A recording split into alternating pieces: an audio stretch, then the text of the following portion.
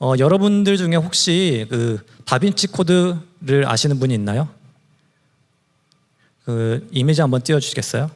이게 톰 행크가 주연한 영화로도 나왔고 또 책으로도 굉장히 유명한데 이 책은 이 다빈치 코드는 2003년에 댄 브라운이 쓴 소설입니다. 2003년에 이제 출시하자마자 베스트셀러가 되었고 2005년까지 2년 동안 이 베스트셀러 리스트에서 있었을 만큼 많은 인기를 얻은 소설이었습니다.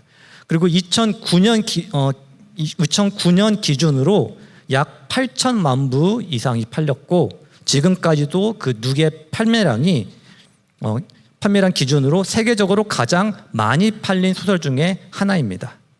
그래서 이 책이 출시되었을 당시 단순한 소설을 넘어서 문화적 현상이었다라고 할 수 있을 만큼 엄청난 인기가 있었습니다.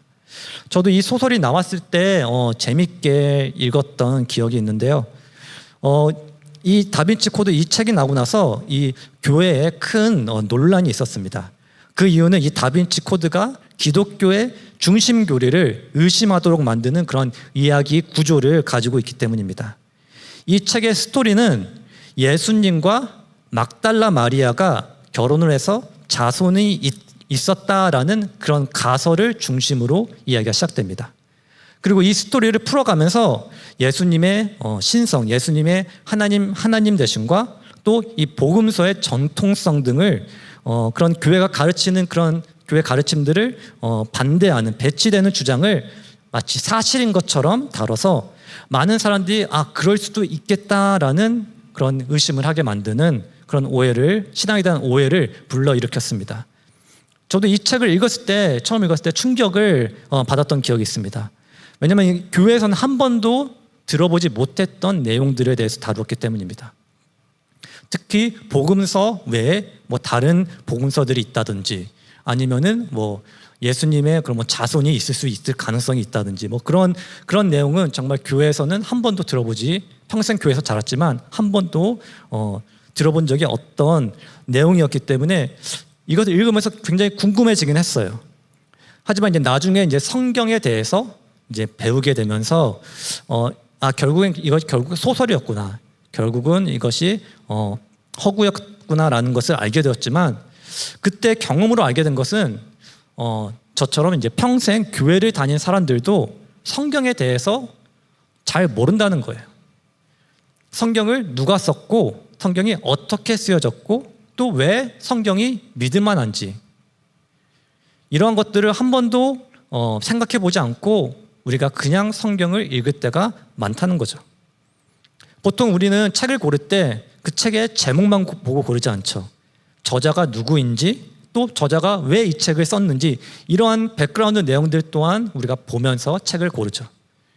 특히 소설이 아닌 뭔가 이렇게 팩트를 다룬 뭔가 그런 인포메이션을 주는 그런 책이라면은 이 책을 쓴 사람이 이 토픽에 대해 말할 그런 자격이 있는지 이런 거를 한번 따져보고 그래서 어떠한 그런 크리덴셜이 있는지 그런 것들을 살펴보게 되죠.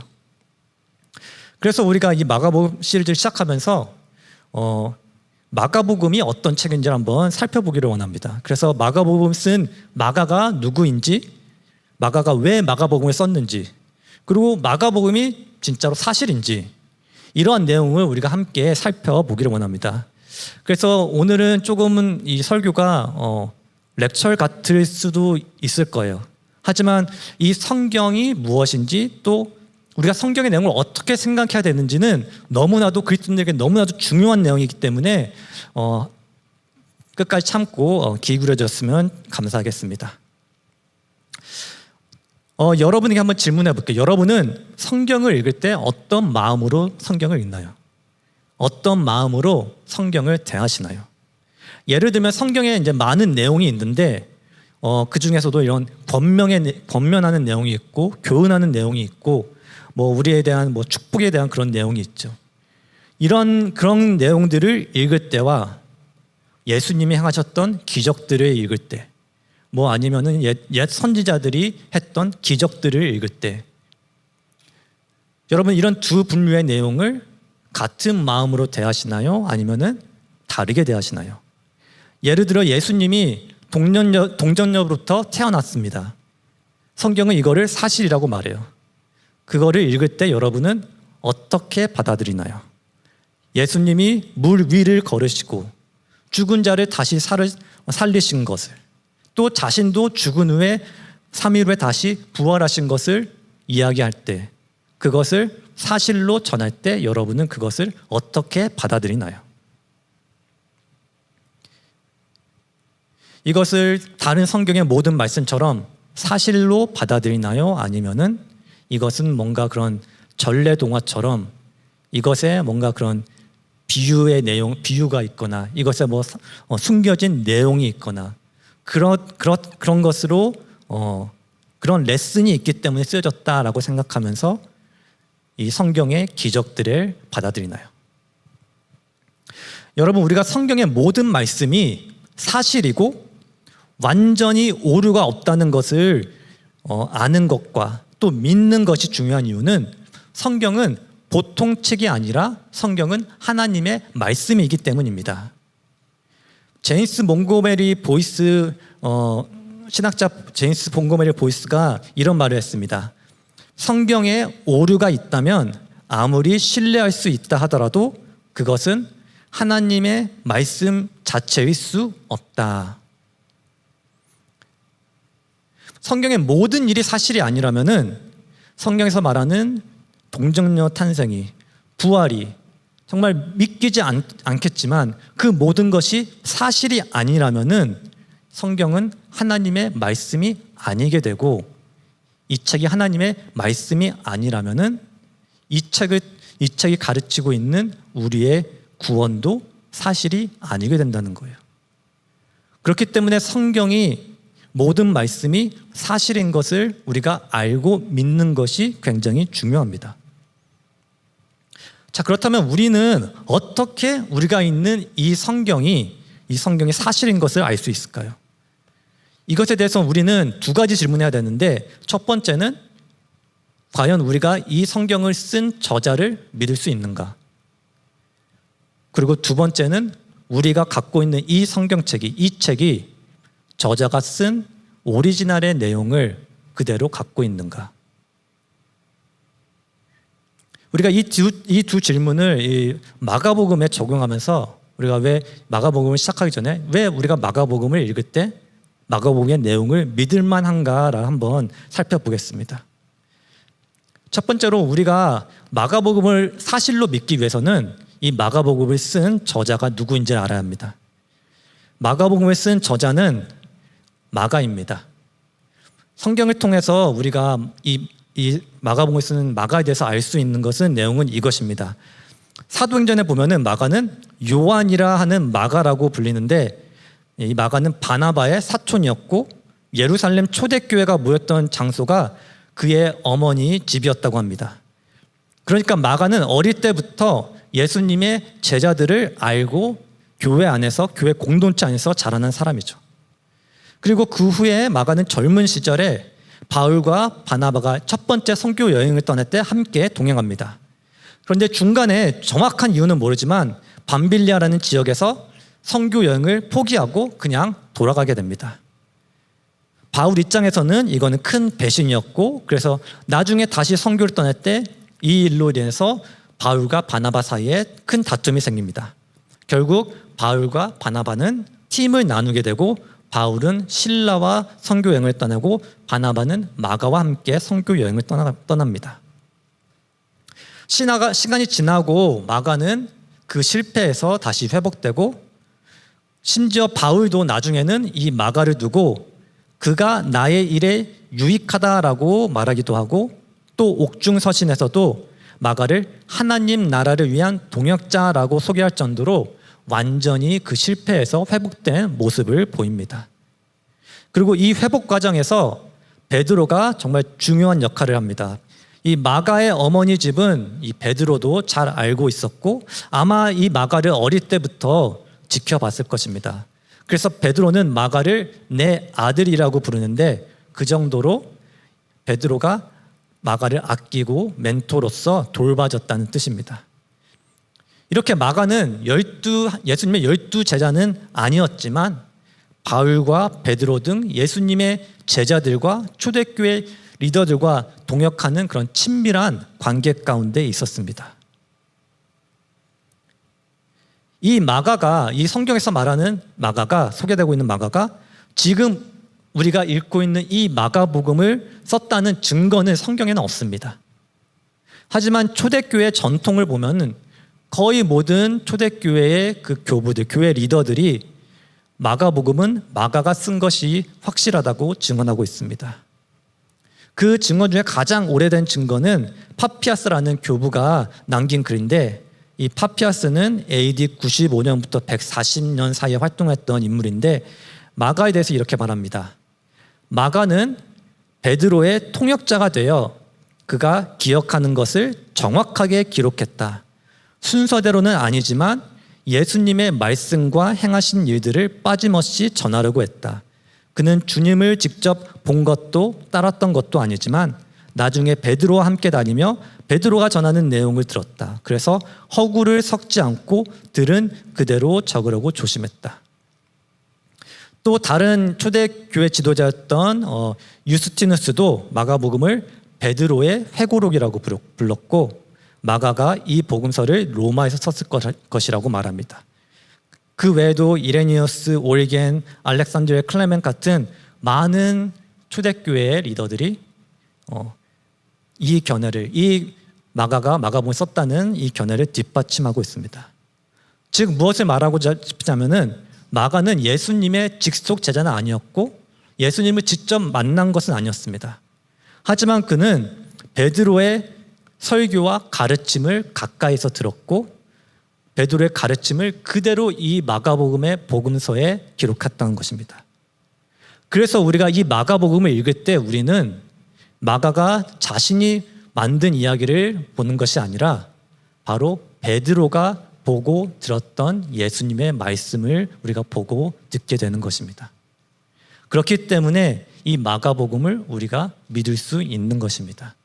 바로 예수님의 첫 제자였던 베드로가 들었던 그 예수님의 말씀과 예수님이 보았던 베드로가 보았던 예수님이 행하신 일들이 이 마가복음에 그대로 기록되어 있기 때문입니다. 자, 그렇다면 우리가 이제 이것을 우리가 인정한다면 마가가 베드로가 보고 들은 것, 베드로가 직접 보고 들은 것들을 그대로 마가복음에 적었다는 것을 인정한다면은 우리가 두 번째로 짚어야 되는 것은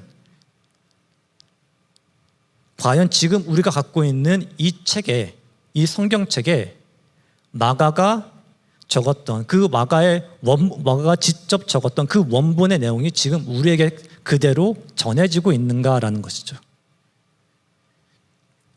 이 문제는 지금 우리가 마가가 직접 적은 그 원본이 지금 우리에게 있다면은 간단하게 해결된 문제입니다. 마가가 쓴 원본과 우리가 갖고 있는 이 카피를 비교하면 되니까요. 근데 안타깝게도 지금까지 우리에게 남아있는 성경의 원본은 하나도 없습니다.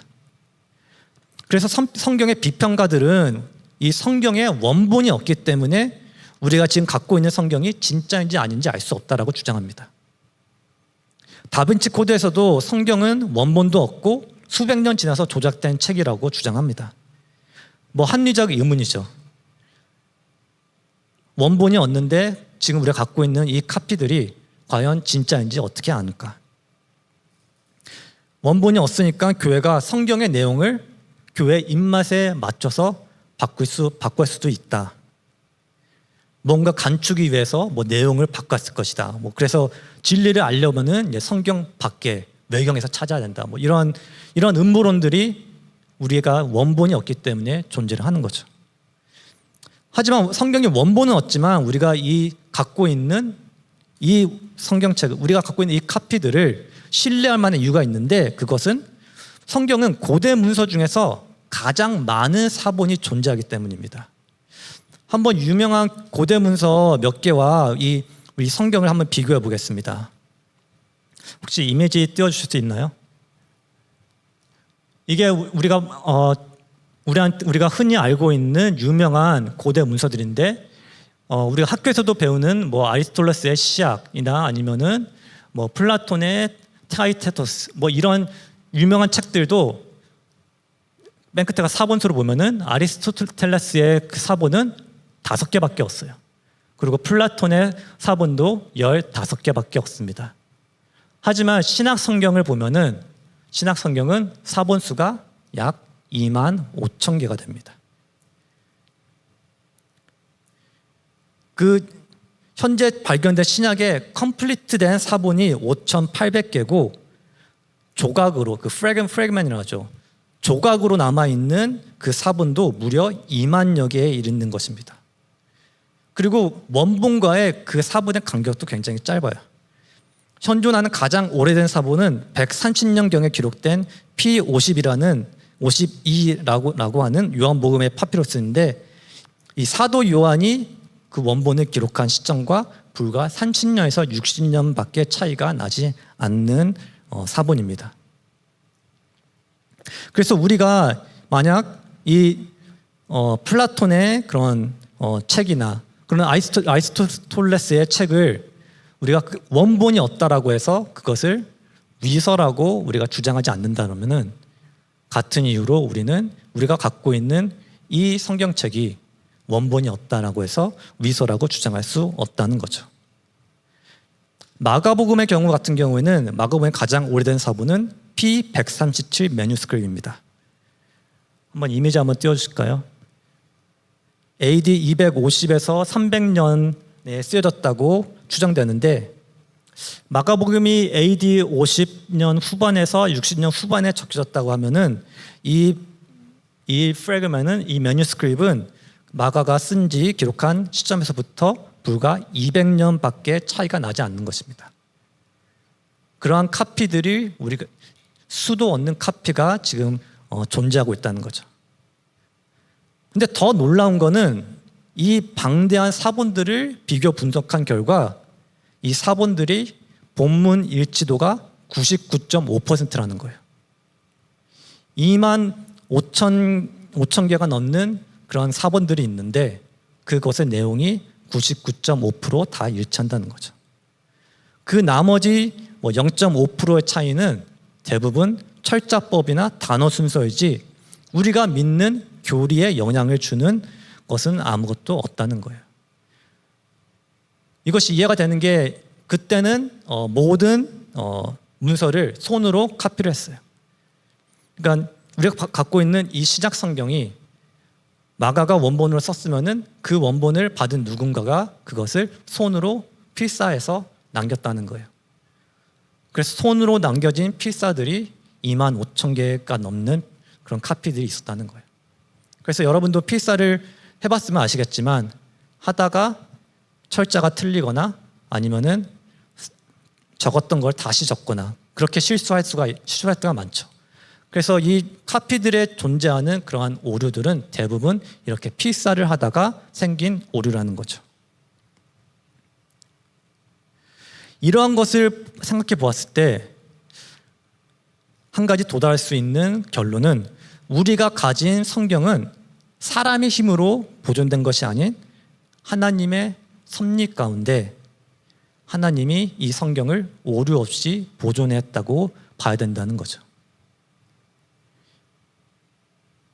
수많은 카피들이 있는데 그 카피들이 모두 일치하도록 하나님께서 역사하셨다는 거죠. 그래서 신약학자인 댄 월러스는 이렇게 결론 내립니다. 우리는 신약에 관한 사본들을 철저히 연구했다. 현재 우리가 갖고 있는 본문이 원본의 내용을 반영하지 않을 가능성은 거의 없다. 우리가 갖고 있는 이 카피가 여러분이 갖고 있는 이 성경이 바로 마가가 쓴 원본의 내용을 그대로 갖고 있다라는 거예요. 그래서 결론은 성경은 믿을 수 있다라는 거예요. 하나님이 말씀을 우리에게 주셨을 뿐만 아니라 그 말씀이 정확하게 보존되도록 역사 가운데 지켜오셨다는 거예요. 그래서 이 세상의 어떤 책보다도 우리는 이 책의 내용이 사실인 것을 믿을 수 있다는 거예요.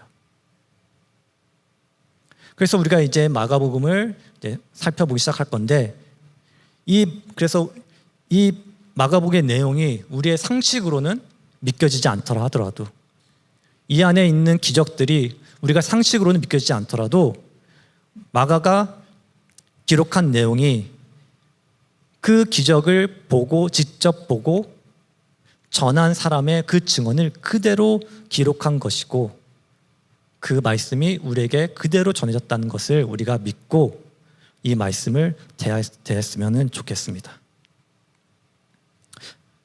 자, 그렇다면 마가복음이 무슨 내용일까요? 이걸 나누고 말씀을 마무리할 건데요. 마가복음은 과연 무슨 내용인가? 우리 마가복음 1장 1절을 우리 다시 한번 크게 읽겠습니다. 시작. 하나님의 아들 예수 그리스도의 복음의 시작이라. 이 마가복음 1장 1절을 헬라어 원어로 보면은 이렇습니다. 헬라어 원어 한번 띄워주시겠어요? 그거 아니고요. 네, 헬라어 원어가 이렇게 되어 있는데, 아르케 투 유앙겔리우 이에오스 크리스투 후이우 투 데우. 이게 마가복음 1장 1절의 헬라어 원어인데요. 이 원어의 순서대로 보면 이렇습니다. 아르케투, the beginning, 시작이고, 유앙겔리우, 가스펠, 복음이라는 뜻이죠. 그래서 이 마가복음은 복음의 시작입니다. 그리고 복음은 무엇인가요? 복음은 영어로는 good news입니다. 좋은 소식입니다. 이 말은 이 마가복음을 받았던 그 1세대 사람들에게는 단순히 좋은 소식이라는 뜻만은 아니었습니다. 1세기 당시의 사람들, 그러니까 예수님 당시의 유대인들이나 또 이방인들에게는 이 복음이라는 단어가 굉장히 특별한 의미를 가졌습니다. 이때 이 복음, 이 굿뉴스, 이 유앙겔리온이라는 이 말은 전쟁에서 승리의 소식, 정치적 구원, 혹은 어떤 위기에서 극적인 구조를 의미했습니다. 예를 들어서 나라가 전쟁 중인데 어떤 전염병이 달려와서 우리가 이겼습니다라고 외치면은 그게 바로 복음이었다는 거예요. 그게 바로 그 뉴스였다는 거예요. 그래서 마가는 이 복음서를 시작하면서 이런 뜻을 담은 단어를 사용한 것입니다. 이 복음서가, 이 마가복음이 여기에 진짜 승리의 소식이 여기서 시작된다라고 마가는 여기서 선포하는 것입니다. 그리고 그 다음이 이에우스, 지저스, 예수님의 이름이죠. 히브리어 이름 그 여호수아를 헬라어로 바꾼 발음입니다. 여호수아의 뜻은 여호와는 구원이시다라는 뜻이죠. 그리고 그 다음에 크리스토스, 그리스도, 우리가 잘 아는 그리스도라는 단어죠. 이 그리스토스는 히브리어 메시아를 헬라어로 번역한 것입니다. 메시아는 기름 부음 받은 자라는 뜻입니다. 그래서 이 그리스도는 예수님의 라스네임이나 그 이름에 속한 게 아니에요. 이거는 왕의 칭호입니다. 구약 성경을 보면은 하나님께서 특별히 세우신 이스라엘 왕들을 가리키실 때 이 표현을 사용하셨습니다. 그리고 이 칭호는 결국에는 마지막 때에 오셔서 온 세상을 구원할, 회복시킬 그 구원자, 바로 메시아를 가리키는 말이 됩니다. 그래서 유대인들이라면은 이 메시아를 들었을 때, 이 크리스토스를 들었을 때 이 말이 얼마나 무게 있는 말인지 바로 알아듣을 거예요. 아, 이분이 이 크리스토스가, 이 예수님이 바로 우리가 기다리던 분이구나라고 바로 생각했을 거예요. 그리고 그 뒤로 이어지는 하나님의 아들이라는 표현은 메시아보다 더 다른 차원의 메시지를 담고 있습니다. 이건 단순히 하나님의 사람이란 뜻이 아닙니다. 이 말은 예수님이 하나님과 같은 본질, 같은 권위, 같은 영광을 지니신 분이라는 것을 나타내는 말입니다. 쉽게 말하면 예수님은 하나님이시다라고 말하고 있는 것입니다. 로마 시대 때 로마 사람들은 가이사, 로마 황제를 신처럼 섬기고 있었습니다.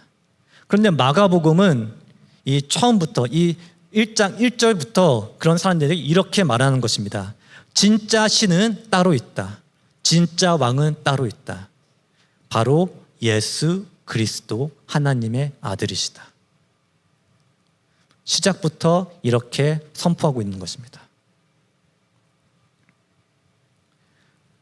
그렇기 때문에 이 마가복음의 내용은 이 마가복음을 통해서 전하고자 하는 내용은 바로 이 마가복음 1장 1절 하나님의 아들 예수 그리스도의 복음, 그 승리의 메시지가 시작되었다. 예수님이 오셔서 구원자로 오셔서 왕으로 오셔서 승리하셨다. 그 메시지가 지금 여기서부터 시작된다. 그거를 마가복음을 통해서 마가가 전하고 싶어하는 것입니다.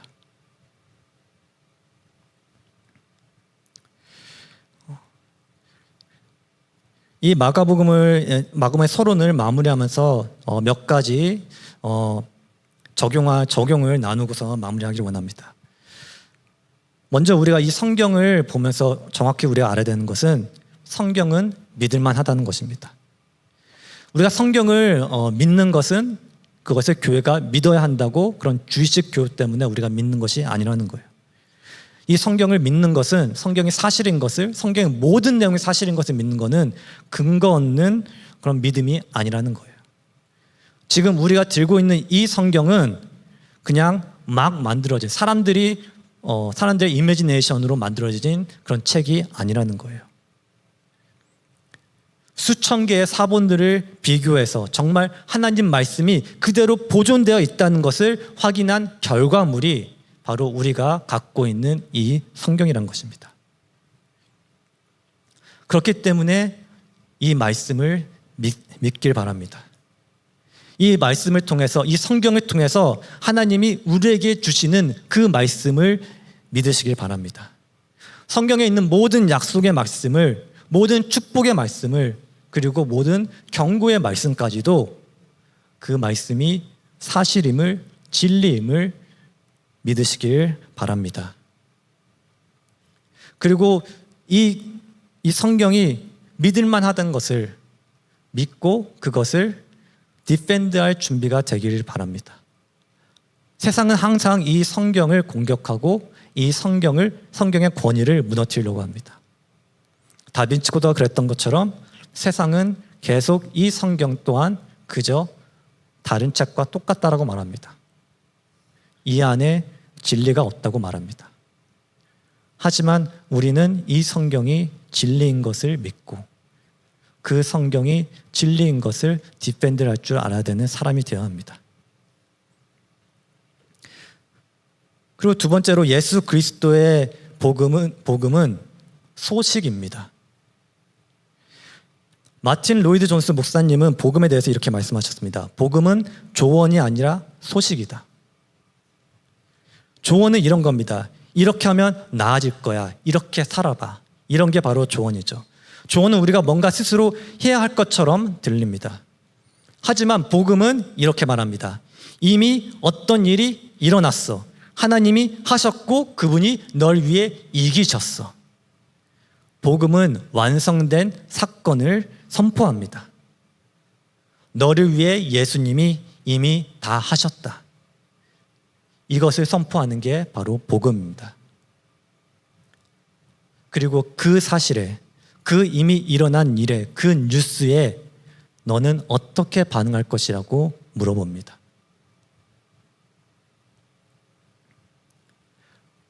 그래서 복음은 우리가 이 복음을 뭔가 더 무엇인가처럼 만들 필요가 없다는 것입니다. 이 복음은 이미 다 일어난 사건입니다. 남은 것은 우리가 어떻게 반응하느냐, 이 복음을 믿느냐 안 믿느냐, 이 복음을 믿고 이 승리의 소식에 나의 삶을 거느냐 마느냐. 복음은 그것을 말하는 것이지 이것을 보고 이 복음을 우리가 어떻게 하라고, 이것으로 어떻게 나의 삶을 바꿔보라고 하는 것이 아니란 것입니다. 그리고 마지막으로 성경은 하나님이 나에게 주시는 메시지지만 내가 주인공이 아니라는 것입니다.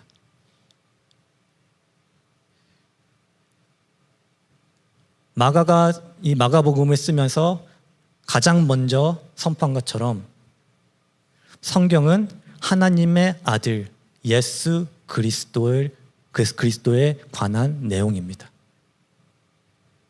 성경의 모든 말씀이 우리에게 적용이 되고 우리를 위해서 하나님이 주신 말씀이지만 그 모든 말씀의 중심이 내가 아니라는 것입니다. 항상 복음과 그 모든 성경은 하나님을 얘기하고 있고 하나님의 아들 예수님이 이 땅에 오셔서 어떻게 우리를 구원하셨는지 그것을 얘기하고 있습니다. 그래서 우리가 성경을 읽으면서 항상 주의해야 되는 것은 이 성경을 나의 상황과 나에게 끼워 맞추려고 하는 것이 아니라 이 성경이 예수님에 대해서 무엇을 말하고 있는지, 구원에 대해서 무엇을 말하고 있는지, 하나님에 대해서 무엇을 말하고 있는지를 우리가 살펴봐야 된다는 것입니다.